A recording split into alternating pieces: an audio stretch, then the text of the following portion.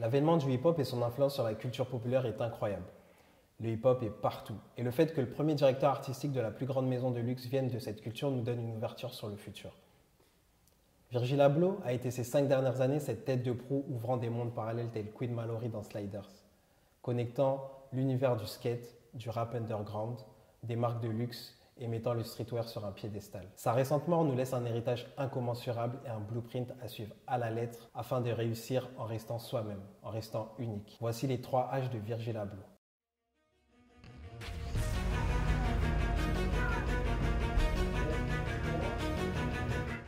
Virgil Abloh s'est fait connaître dans l'univers du rap comme le bras droit de Kanye West, un autre génie de Chicago.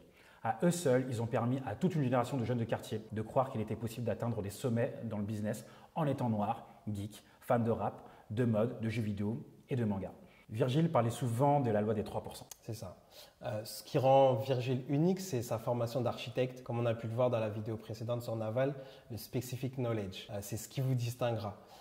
Il a entrepris des études par rapport à son père, immigré ghanéen aux États-Unis, mais qui lui donne une compréhension de comment bâtir des projets, avoir une approche d'ingénieur, comment itérer et arriver au résultat avec un process bien précis. Lorsque tu es architecte, l'une des notions principales en tant qu'architecte, c'est que tu penses le futur. Et donc, par exemple, quand tu dessines un bâtiment aujourd'hui, tu le dessines pour qu'il puisse être fonctionnel demain, mais aussi dans 10, 20, 30 ans, 50 ans et dans les siècles à venir. Et en fait, la notion d'architecte, comme on le connaît aujourd'hui, a beaucoup été popularisée par une école allemande qui s'appelle Bauhaus, qui est finalement l'école en fait, d'architecture moderne qui a conçu tout le monde qu'on connaît aujourd'hui. Qui ont designé des chaises, qui ont designé aussi des bâtiments, qui ont designé tout un tas de choses qui correspondent aujourd'hui à l'architecture qu'on connaît d'aujourd'hui, même au design en réalité d'aujourd'hui. En fait, il a pensé finalement la mode comme un designer, comme un architecte, et pas uniquement comme un artiste. C'est ce qui fait toute sa différence, tu vois. Il a vraiment pensé le futur. Dans le commun des mortels, quand on pense design, on pense beau. Tu vois, on aime bien dire ce truc est design. En fait, c'est pas vraiment ça. En fait, c'est fonctionnel, quoi. Voilà, c'est la partie fonctionnelle et dans lequel le beau, en fait, c'est un élément pour faire en sorte que les personnes l'utilisent. Il va intégrer du beau à la manière dont ils pensent le futur. Il le pense urbain, il le pense minimaliste, mais il le pense aussi avec certaines valeurs, tu vois. Il le pense aussi multiculturel aussi, un peu comme la société d'aujourd'hui, quoi. Donc, sur les 3 H, souvent je parle de plateforme et lui, il a créé une plateforme, il a créé un mouvement rap en connectant la scène DJ, house, etc. Et c'est Bintrill, tu me disais justement en off tout à l'heure. Ouais, avec ses comparses, Matthew Williams, qui est l'actuel directeur artistique de Givenchy, et Aaron Preston. À la base, ça démarre un peu, c'est une bande de potes en fait qui s'amusent et qui aiment bien mixer, qui décident de créer du merch. C'est les gens en fait qui identifient ce crew de DJ et ce collectif-là à une marque de vêtements parce qu'ils voient le merch en question et le merch commence à prendre de plus en plus d'ampleur et ils décident de vendre ce merch et de là en fait c'est comme ça que la première marque finalement de Virgil Abloh mais aussi de Aaron Preston et de Matthew Williams est créée, elle s'appelle Bintrill et cette marque en fait commence à vivre et à évoluer un peu comme un espèce de grand mème où on vend des chaussettes à 50 €, où on est vraiment dans la culture internet de l'époque. Tumblr.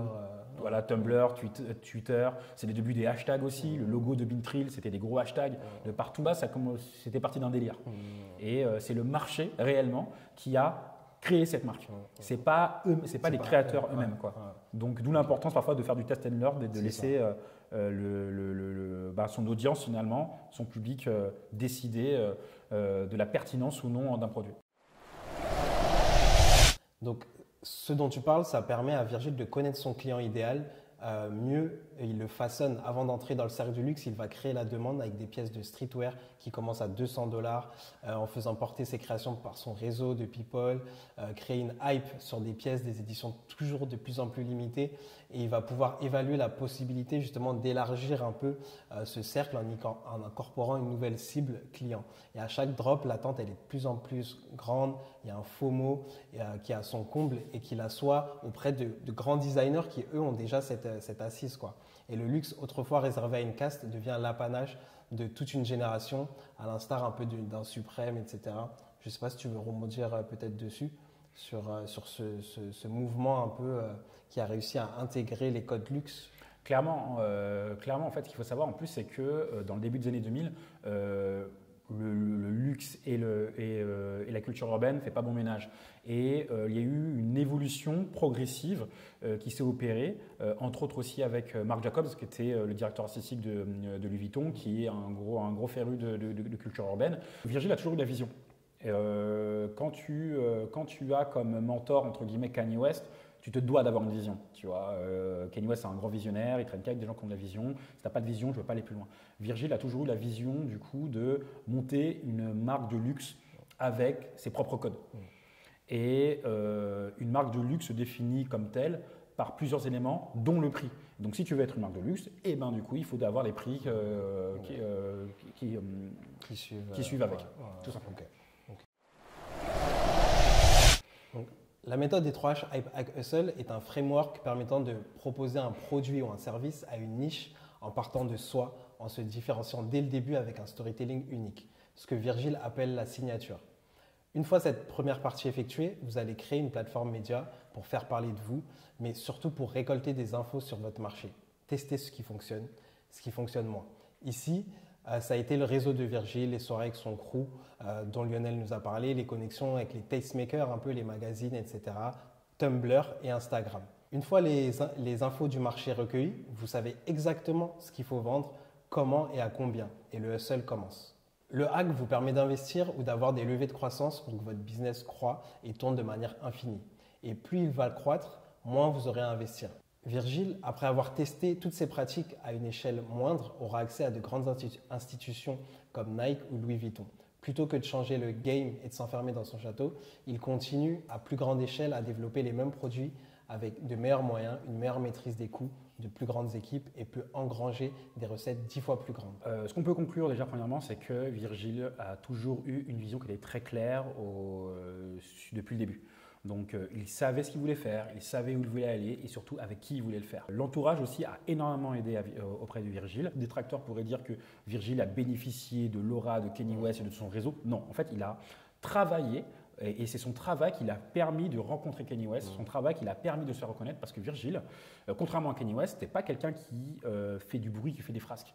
Virgile, il est connu pour son travail et uniquement son travail. Il a toujours eu l'obsession du coup de tout documenter. Et c'est ce qui fait qu'aujourd'hui, à sa mort, on se rend compte que le prix de Virgile existe encore parce qu'on se rend compte de tout le process qu'il a pu faire. Il a laissé en libre accès, par exemple, tous les dossiers de réflexion qui l'emmènent du coup à pouvoir construire un défilé avec donc tous les mood boards, toute l'explication, etc. Parfois, c'est des books qui font 60 pages. Il a fait une formation également aussi sur comment lancer sa marque de vêtements, qui est très simple d'accès. C'est un peu un entrepreneur du net dans le luxe. Clairement. Laisser en libre accès des infos, etc., comme on peut le faire sur Internet, quoi. Clairement. Et je pense que clairement, c'est le premier designer open source c'est ça. que le monde en fait a eu l'occasion de voir. Non pas que ce fut le premier, mais ce fut la personne qui est allée aussi loin et qui a atteint des sommets en total indépendant parce qu'il a quand même bâti tout seul sa marque Off-White. Et en étant aussi un brillant directeur artistique en gérant la plus grande maison de luxe. Très bonne conclusion. Et comme je dis dans toutes mes vidéos, tombez amoureux de votre process. À fond.